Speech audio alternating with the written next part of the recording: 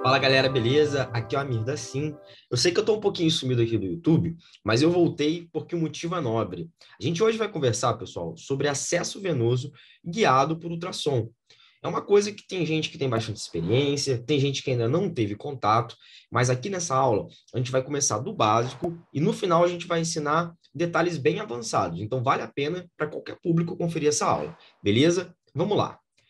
Para quem não tem experiência, né, a primeira vez que olha para uma máquina de ultrassom, olha uma pancada de botão, fica assim, meu Deus, parece um monstro, o exterminador do futuro. Mas vamos com calma que a gente consegue se achar. A gente pode pensar o contrário, né? Toda máquina, ela vai ter que ter alguns botões. Um botão que não pode faltar é o botão de power, botão de ligar.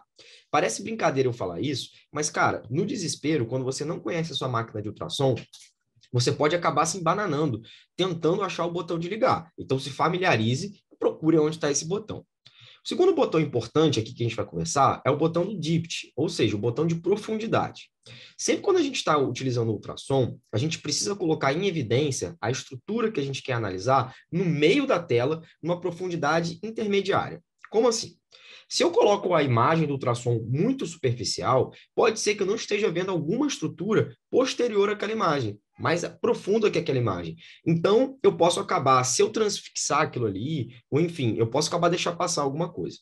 Ao passo que, se eu deixar também uma imagem muito distante, eu vou perder um pouco a qualidade, vai estar muito distante, as estruturas vão ficar menores, então eu vou perder um pouco a precisão. Então, a gente vai tentar ajustar a profundidade para metade da tela. Eu vou colocar isso em exemplo para vocês, mas eu quero que vocês saibam que esse botão é fundamental conhecer, beleza? Outra coisa que a gente precisa saber é do ganho, tá? O ganho é um botão que ele pode deixar a sua tela mais clara ou mais escura. Quando eu quero evidenciar uma estrutura mais clara, por exemplo, uma linha pleural, eu posso deixar a imagem mais escura, que vai realçar uma estrutura que está clara na imagem. Ao passo que eu quero enxergar uma estrutura mais escura, como por exemplo um vaso, eu posso queimar, ou seja, jogar o brilho lá para cima, deixar a tela toda branca, porque o que for escuro vai ficar evidenciado. Tem um botão que a gente também precisa conhecer que se chama Freeze, tá? Esse botão, ele congela a tela. Ele serve tanto para você, acabei de fazer o ultrassom ali, paraliso a tela e consigo olhar com calma, quanto que os próprios ultrassons, automaticamente, eles acabam frisando, seja para poupar bateria, seja porque senão o probe ele esquenta. Então, várias vezes eles vão frisar de maneira automática. Então, se você não sabe onde está esse botão, às vezes você está no meio de um procedimento e ele vai pausar. Então, você precisa reconhecer onde está. E para fechar, a maioria dos ultrassons tem um botão chamado probe, que vai te ajudar a escolher qual vai ser o probe que a gente vai usar para fazer. Quando a gente fala de probe, tem muitos probes, né? A gente pode ficar um pouco perdido. Mas vamos tentar entender como escolher o probe adequado para cada coisa. Os probes, eles podem ser de alta frequência ou de baixa frequência. Quanto maior a frequência do probe, maior a resolução da imagem, ou seja, melhor a resolução. Então a imagem fica mais nítida. O problema é que, como ele tem uma frequência muito mais alta, ele acaba perdendo um pouco a profundidade. Então ele vai ter uma boa resolução, só que ele não vai conseguir atingir um plano tão profundo. Então, vou dar um exemplo. Quando a gente for passar um acesso central, por mais que a gente fale que é uma punção venosa profunda, a veia não é tão profunda assim. Então, eu vou utilizar um probe de alta frequência que vai conseguir melhorar a minha imagem, e que já que eu não preciso de uma profundidade tão grande. A gente tem outros probes, como por exemplo o convexo, que a gente usa para fazer ultrassom de abdômen, que ele tem uma frequência menor, mas com isso ele ganha um comprimento de onda, ou seja, ele ganha profundidade, tá? Então eu vou conseguir ver melhor estruturas mais profundas. Vamos dar um exemplo aqui. Eu quero ver, por exemplo, uma estrutura intraabdominal. Então é melhor que eu use um probe com uma frequência um pouco menor. Uma analogia que eu gosto de brincar são das rádios. Eu sei que hoje em dia ninguém escuta rádio, mas quem era pequenininho, com os pais dirigindo, deve lembrar da seguinte situação.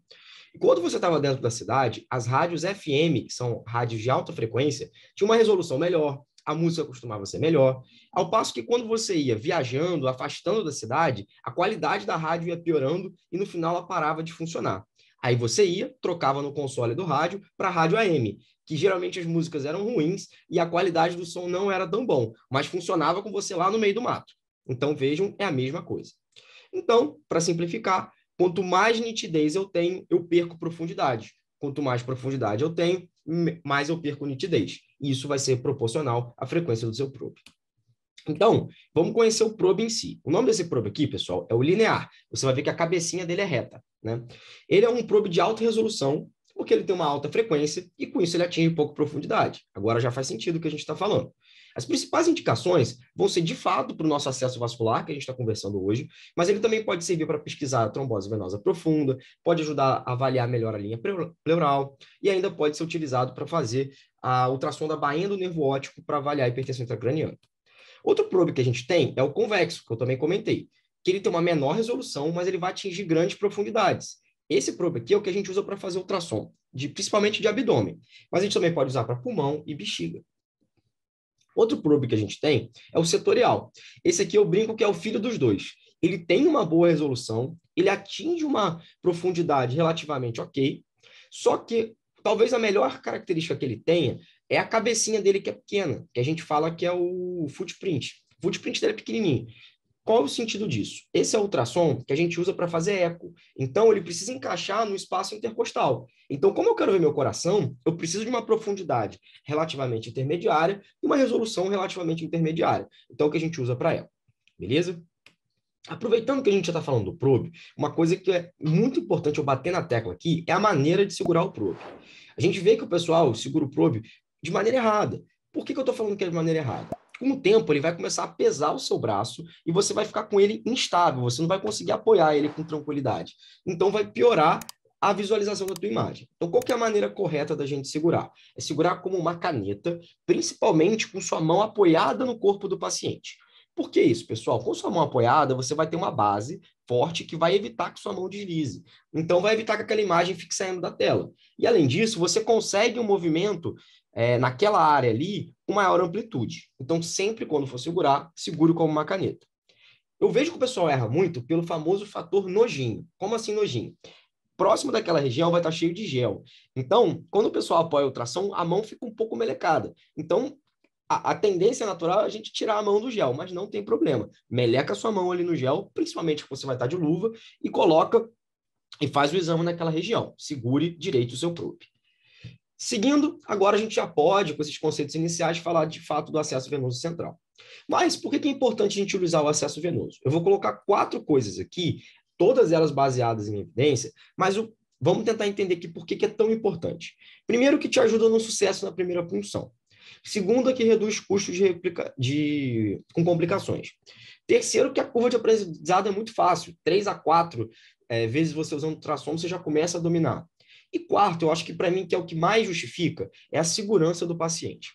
Veja, eu canular uma veia, eu sei que todo mundo consegue. A questão é o que você fez em troca de ter conseguido canular. Você acertou uma artéria? Você acabou machucando o paciente? Transfixou um músculo? Fez um hematoma? Então, cara, beleza, eu posso até canular a veia sem ultrassom, mas a chance de ter uma complicação durante o procedimento, ou até de fato eu fazer algum efeito indesejável, até dor pós-procedimento, é muito maior se eu não utilizo ultrassom. Então, sempre que está disponível, não tem desculpa para não usar. Mas, como todo procedimento, a gente precisa se preparar para fazer. Eu gosto de usar esse mnemônico chamado central, que eu inventei, por isso que ele é meio ruim. Mas faz sentido a gente se preparar direitinho com ele. Veja, primeiro ponto é o cenário. Como assim? A gente sabe que, em geral, o paciente que tem indicação de um acesso central, seja por droga vasoativa, por falência de acesso, geralmente está num ambiente meio caótico, seja de UTI ou seja de pronto-socorro. Então, tem bomba de infusão do lado, às vezes o espaço é apertado, tem cabos no chão desnecessários, tem sempre aquela mesinha que não sei por que está ali, que sempre está te atrapalhando. Então, tira tudo da sala que não for pertinente ao teu procedimento. Claro, não vou tirar a bomba de infusão que está correndo uma droga, mas tudo que der para tirar ali dentro, tire, porque isso vai te ajudar a ter mais espaço e mais mobilidade na hora de posicionar o paciente. Segundo ponto é explicar o paciente, explicar como é que é o procedimento, que você vai jogar um gel em cima dele, que vai ficar coberto de pano, como todo procedimento estéreo, isso é muito importante. N, quando eu falo de não posso fazer, é checar as contraindicações antes de fazer o procedimento. Lembrar que o paciente que tem uma discrasia sanguínea grave, uma infecção local ou uma trombose, tudo isso são contraindicações. Mas, cuidado, são contraindicações relativas, a maioria dos que eu falei. Um paciente que tem uma discrasia sanguínea grave, mas está chocado, ele vai precisar de um central mesmo com a discrasia sanguínea. O que você pode fazer é se antecipar e, por exemplo, correr um plasma, corrigir plaqueta se estiver deficiente e fazer o seu procedimento. Talvez a contraindicação absoluta que mais seja absoluta mesmo, seja de fato a trombose, tá? Por isso que ela é o T do nosso mnemônico. Porque se de fato o seu sítio estiver trombosado, nem adianta você tentar passar, diferente dessas outras contraindicações que eu falei. R, quando eu falo aqui, como eu dou essa aula para residente, eu falo para R1 e R2. Porque, veja, sempre que você for passar um central, sempre passe acompanhado.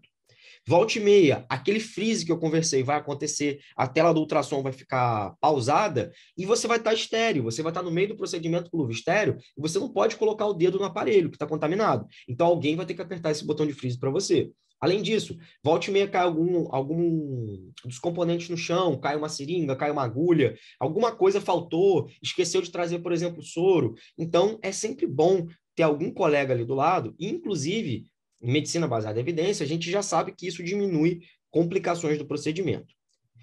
A, de aonde escolher qual sítio funcionar, isso eu não vou ficar batendo na tecla aqui, porque é motivo para outra discussão, e L, de limpar o paciente. Às vezes a gente pega paciente com trauma, paciente que está há muito tempo na UTI, tem muita sujidade. Então aproveita antes, de fato, de cobrir o paciente, de escovar bastante o sítio, limpar bastante para fazer uma técnica mais asséptica possível.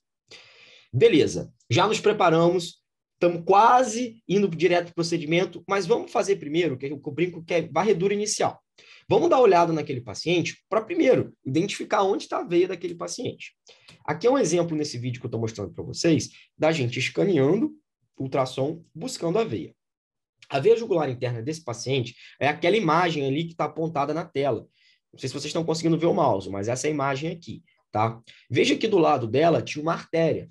A gente já vai entender como que eu vou diferenciar uma veia de uma artéria. Mas antes disso, tem pacientes que estão tão hipovolêmicos ou às vezes têm uma anatomia tão diferente que a gente precisa de ajuda para tentar identificar a veia, porque a gente não acha tão fácil assim. Tem algumas dicas que eu vou dar aqui para a gente conseguir visualizar melhor a veia. Uma delas é a gente aumentar a PIP do ventilador, se o paciente estiver entubado, porque aí a gente consegue fazer com que o retorno venoso diminua e, com isso, a veia aumente de tamanho. Se o paciente estiver acordado, eu posso pedir para ele me ajudar fazendo valsalva, pedir para ele soprar o próprio braço, né, como a gente faz, assim que a veia vai engurgitar, e eu posso colocar o leito em Trendelenburg. Ou seja, deixar naquela posição onde os pés dos pacientes ficam mais elevados e a cabeça mais baixa. Que isso vai fazer com que a pressão venosa aumente e a veia dilate. Então, isso facilita a visualização da veia, tá? Mas, às vezes, a gente vai ficar na dúvida se é uma artéria ou uma veia. Veja, são duas estruturas redondas, pretas. Como é que eu vou fazer essa diferença? A gente vê que a artéria, ela pulsa. Que nem nessa imagem que a gente está colocando aqui, ó, a gente consegue ver que a artéria está pulsando e a veia está aqui em volta, tá vendo? Que essa estrutura é um pouquinho maior. O problema é que, às vezes, a própria pulsação da artéria, como está muito próxima da veia, pode fazer com que tua veia também falsamente esteja pulsando. Então, como é que a gente vai diferenciar? Outra coisa que eu posso fazer é comprimir aquela estrutura. Eu aperto com o probe, eu já vou mostrar mais para frente como faz isso. Mas se ela colabar, é porque de fato é uma veia. A pegadinha é que se tiver uma trombose naquela veia, ela também não vai colabar. Então a gente tem que usar um recurso um pouco mais avançado, também para ajudar a gente, que é o que eu falo que é o Doppler pulsado. Então é mais um botão que a gente tem que conhecer na máquina. O Doppler pulsado, ele vai dar a seguinte ideia para a gente. Nossa artéria, ela tem um fluxo pulsátil. Então o fluxo dela é assim, ó. Enquanto a veia, ela costuma ter um fluxo laminar, que geralmente é laminar. Então, se eu consigo ver esses picos de fluxo no modo Doppler pulsado, eu vou também ter uma ideia que é uma artéria, tá? Falando agora de, enquanto eu estou vendo minha veia, eu preciso saber como é uma contraindicação absoluta, se ela tem uma trombose ali ou não. Então, a gente vai avaliar a compressibilidade. Bem, olha esse exemplo aqui, pessoal. Na imagem da esquerda aqui, eu estou passando probe e eu estou visualizando essas estruturas aqui. Quando eu comprimo, a veia ela colaba e a artéria fica parada. Mas eu não entendi, por que essa imagem sua tem cor? Isso aqui é um color Doppler, tá? Eu não vou, é uma coisa mais avançada, não vou comentar, mas acontece a mesma coisa na imagem normal. A artéria pérvia, veia pérvia, eu comprimo com probe, a veia colaba e a artéria fica aqui, tá bom? Então aqui é um exemplo da gente fazendo isso na prática e numa veia sem trombose, porque se ela tiver trombose, como eu falei para você, quando a gente for comprimir, ela não vai desaparecer a compressão. Em vermelho aqui nessa imagem está indicado uma artéria, e em azul está indicado uma veia, beleza? Vamos olhar agora um exemplo de uma veia que tem trombose. Olha só, eu tento fazer aqui a compressão, estou comprimindo, minha artéria está aqui, minha veia está aqui, ó, mas veja, aqui não comprime. Então, provavelmente tem um trombo aqui dentro. Muita gente deve estar olhando essa imagem e está vendo que tem uma imagem mais branquinha ali dentro. E vai falar, é óbvio que tem um trombo ali. Eu estou vendo uma imagem ali mais clara ali dentro, mas não é o melhor parâmetro, pessoal. O melhor parâmetro para trombose é se sua veia não comprime, independente de ter esse material aqui hiperacogênico, desculpa. Então, a gente pode aproveitar, além de ter afastado trombose, checar se o paciente já não tinha um pneumotórax prévio. Já aconteceu comigo uma vez o seguinte, eu fui passar um central com um residente, eu estava auxiliando ele no procedimento, perfeito, primeira punção, procedimento liso, só que eu não chequei previamente se o paciente tinha ou não pneumotórax. O que aconteceu? Pós-procedimento, a gente foi fazer de novo o ultrassom pulmonar para checar se tinha feito pneumotórax ou não, e tinha, de fato, uma ausência de lung sliding, ou seja, a pleura não deslizava, que é um dos sinais de pneumotórax. Liguei para o cirurgião torácico e ele falou para mim, perguntou o nome do paciente, e ele falou, mas esse paciente já não tem o pneumotórax à direita? A gente acabou de sacar o dreno dele, tem 2 dias e tal. Então, pronto, cuidado. Preste atenção, cuidado para não cair do cavalo. Então, sempre veja antes. Grandes pulos do gato, né? Como eu falei para vocês, sempre que possível, posicionar o paciente Trendelenburg, que é fundamental, isso vai melhorar muito o tamanho da veia. E o segundo pulo do gato é o posicionamento do pescoço. Vocês já devem ter aprendido, né? Quando vocês estavam passando lá central, durante a residência, enfim, quando foram te ensinar, que a gente tem que virar o pescoço do paciente para melhorar o posicionamento da veia e melhorar a anatomia quando a gente for funcionar. Com ultrassom, pessoal, a gente começa a ver que isso não é verdade. A gente tem que individualizar cada paciente. Então, o que a gente vai fazer? A gente vai aproveitar que o paciente está ali e a gente vai pegar o pescoço do paciente, vai deixar o ultrassom posicionado e vai virar o pescoço dele e ver se, de fato, a veia vai melhorar ou não em relação à artéria. Nesse caso, quando eu fiz a rotação do pescoço, a veia ficou em cima da artéria. Então, tornou meu procedimento muito mais perigoso. Então, talvez para esse paciente que a gente está vendo aqui, a posição melhor para passar o central seja numa posição neutra, tá bom? Chega de enrolar e vamos falar da técnica, né, de passagem. A gente tem 2 técnicas para passagem de central. Uma que a gente fala que é a técnica fora do plano, ou out of plane, e a técnica no plano. O que é a técnica fora do plano? Vamos simular que minha veia é meu dedo, essa estrutura aqui igual um canudinho. Eu vou apoiar o meu ultrassom transversal à tua veia. Quando eu coloco isso, quando a gente faz o ultrassom está posicionado, a imagem que a gente vê é como se fosse uma foto dessa região. Então, a gente veria essa imagem aqui que nem está na direita, tá? Eu veria meu tecido subcutâneo e lá essa bolinha seria a veia. Mas veja, eu não estou enxergando a veia como um todo. Eu enxergo um corte de uma veia bidimensional. Então, nesse caso, eu não estou visualizando por onde está entrando a minha agulha. Então, como é que seria a técnica adequada? Eu coloquei para vocês aqui um exemplo, para vocês verem qual vai ser a imagem que a gente vai acabar vendo no procedimento quando a gente consegue canular a veia. Ó, essa estrutura preta aqui, grandona, é a veia, e essa estrutura branquinha que apareceu é a ponta da sua agulha. Só que veja que durante esse procedimento, eu não consegui visualizar muito bem a agulha. Então, alguma coisa está estranha aí. Quando me ensinaram ultrassom, falaram para mim a técnica do triângulo isósceles. Como assim? Eu apoiava o meu probe, checava a profundidade da minha veia, andava essa mesma distância, que seria onde eu entraria com a agulha, e era só seguir com o meu triângulo isósceles a 45 graus que eu chegaria nessa ponta. Tem gente aí que está tentando lembrar o que é triângulo isósceles, está fazendo mó matemática, mas eu já digo para vocês, isso está errado. Não é para usar essa técnica. Eu vou explicar por quê. Olha nesse exemplo aqui que eu estou dando. Como eu disse para vocês, quando eu deixo o meu ultrassom no modo transversal, e a veia que está aqui embaixo, eu só vou enxergar a pontinha da agulha assim que ela chegar nesse plano. Então, o que eu tenho que fazer? Introduzir minha agulha nesse ponto e esperar ela aparecer na tela. Se eu fizer isso e deixar meu ultrassom parado só aqui na frente, eu não vou enxergar todo esse trajeto que ela está entrando.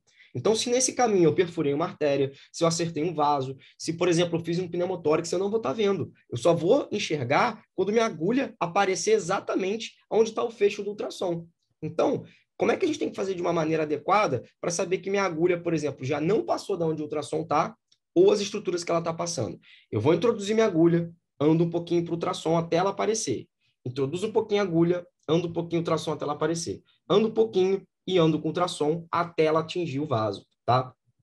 Veja nesse segundo exemplo que eu estou colocando, que se sem querer eu passei da onde meu ultrassom estava, eu vou continuar enxergando somente essa parte da agulha, porque ele só enxerga esse corte. Então, eu vou achar que minha agulha ainda está aqui, eu vou continuar aprofundando a agulha, mas, na verdade, eu posso ter, inclusive, já ter transfixado o vaso. Então, isso é um cuidado que a gente tem que ter. Então, repetindo, talvez esse, para mim, seja a dica mais importante dessa aula. Quando for passar o ultrassom, você vai deixar ele no modo out-of-flame, né? Vai deixar ele apoiado na pele, introduzir a agulha. Assim que ela apareceu, escaneia com o teu probe para frente para saber se é alguma estrutura nobre e progride com a agulha. Anda um pouquinho para frente, progride com a agulha, vai fazendo isso até atingir o vaso. Perfeito? Olha que nessa imagem faz muito mais sentido e é muito mais seguro para o paciente. Beleza? A outra técnica que a gente tem é a técnica in plane, tá? É onde a gente coloca o probe agora na longitudinal, ou seja, no mesmo sentido da sua veia. O que a gente vai fazer? A gente vai introduzir a agulha e a gente vai conseguir visualizar ela desde o início, enquanto ele está penetrando. Vai ser exatamente essa imagem que a gente está vendo aí na tela. É muito bacana, né? Estou vendo a ponta da agulha, estou vendo todo o caminho que ela está percorrendo até atingir o vaso. Acontece, pessoal, que na prática não é bem assim, sabe? A gente precisa que o probe consiga estar encaixado direitinho no pescoço, e o mais comum de paciente que a gente vai passar central é paciente que tem pescoço curto. Então fica complicado de adquirir uma imagem tão boa como essa aqui que está na imagem, tá? E outro cuidado que a gente tem que ter é que, de novo, seu ultrassom só visualiza aquele feixe. Então, se sua agulha estiver mais para a lateral do vaso, você vai estar achando que a ponta da agulha não é. Então, durante a passagem, idealmente, você tem que bascular para a esquerda e para a direita. Tá? Eu gosto muito dessa técnica em plane para a gente passar PAI, ou seja, puncionar artéria, porque o espaço aqui no braço é muito maior, ou até para pegar periférico, então é muito maior. Então eu consigo encaixar bem o probe e ver bem minha agulha, perfeito? Até agora, pessoal, tem gente que está assistindo a aula, que já tem alguma familiaridade com essa central, que fala, nossa, isso aí eu já sei tudo. Só que agora é para a gente realmente brilhar, tá? São os conceitos um pouco mais avançados. O que a gente vai falar que é o seguinte, dá para a gente confirmar se a gente canulou a veia ou não antes de passar o dilatador. Veja, a gente sabe que por uma técnica de Seldinger, quando a gente funciona a veia, uma das etapas é dilatar aquela veia. O problema é que se eu tiver sem querer funcionado uma artéria, e se eu dilatar aquilo ali, pode dar um hematoma, pode gerar complicações. Então, a gente vai fazer um método mais avançado para a gente poder confirmar que o central está no lugar certo e brilhar nesse procedimento. Então, vamos lá. Primeiro ponto é confirmar antes de dilatar. Essa imagem, vocês podem estar achando que esse cara está com guia, mas é porque é um manequim. Na prática, você não vai ter enfiado ainda o dilatador, tá? Você só vai estar com guia ali dentro da pele. E você vai, quando introduzir o dilatador, você vai ver essa imagem, o dilatador não, perdão, o guia, você vai enxergar essa imagem, que é o próprio guia dentro do vaso. E checando o que está dentro da veia, aí sim você vai dilatar esse paciente, perfeito? Então, primeiro ponto, a saber se ela realmente está na veia e dilatar com segurança. Beleza. Agora que entra aquele cara que eu falei, que é a importância de estar passando central com alguém. Que agora você vai pedir para o seu companheiro checar se o guia não subiu. Não raro a gente vê aquele catéter que ficou dobrado e acabou subindo. Então, o que eu vou pedir para o meu colega fazer? Eu vou entregar o ultrassom para ele, de modo que eu não me contamine, e peço para ele escanear o outro pescoço. Que com isso, eu checo para saber se o guia não fez esse trajeto. Beleza? Então, se ele não vai enxergar o guia por aqui, então ele não subiu. Eu posso aproveitar, pedir para esse mesmo colega, em tempo zero, falar, cara, vê se a gente acabou fazendo pneumotórax, se a punção foi segura. E vai, aproveita, já escaneia lá no tórax e vê se teve ou não pneumotórax. E ainda, talvez agora a coisa mais avançada, é pedir para ele, preferencialmente, pegar o probe setorial, que é aquele que a gente usa para fazer eco no paciente, e vai pedir para ele colocar ou na janela apical 4 câmaras ou na subxifoide e tentar ver se tem as microbolhas passando ali. Como que funciona isso, pessoal? A gente vai pegar uma torneirinha e vai fazer uma salina com ar e salina, ou seja, soro fisiológico 10 ml em uma seringa e ar 10 ml em outra seringa. O que a gente vai fazer? A gente vai deixar uma torneirinha ligando as duas seringas. Então, eu vou pressionar essa seringa que está com soro e o soro vai entrar nessa outra seringa que tem ar. Depois eu vou apertar e esse ar com soro volta para essa outra seringa. Então eu vou turbilhonando aquele soro com ar e com soro durante a torneirinha. fazendo esse movimento, que nem está nessa imagem aqui que eu estou mostrando. Nessa imagem, o camarada colocou sangue aqui dentro junto do soro, para ajudar a dar um contraste melhor. Na prática, não precisa, tá? A gente só precisa usar soro e ar que já dá certo. Então, faz que nem esse cara está fazendo. Você vai pegar uma torneirinha e ficar fazendo isso aqui, sem injetar ainda no paciente, tá? Depois, o que a gente vai fazer? Você vai introduzir o seu central, vai fazer tudo direitinho. Aí você vai pegar essa solução que já está agitada e vai infundir através do central que você já passou. Quando você infundir, você vai ver que vão ser geradas microbolhas, que aquele seu colega que está olhando a janela cardíaca ali dentro vai ver as microbolhas passando nas cavidades direitas do coração. Se isso acontecer em menos de 2 segundos, eu posso afirmar para você que o seu central está bem posicionado. Espera aí, Amir, não entendi. Vamos repetir de novo. Ó, os 4 passos, né? Primeiro ponto, o fio guia está ali dentro, confirmei se já está lá dentro. Beleza, posso dilatar. Dilatei, continuei prosseguindo com o guia. Depois peço para o meu amigo checar se o guia não subiu. Beleza, não subiu, posso introduzir o central. Introduzo o central. Checo se não fiz pneumotórax. Beleza, não fiz pneumotórax, tranquilo.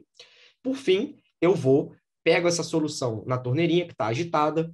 Ou dica, pessoal, pega simplesmente uma seringa, enche metade de soro, metade de ar. Chacoalha na mão, chacoalha, chacoalha, chacoalha, chacoalha com força, que vai fazer a mesma coisa.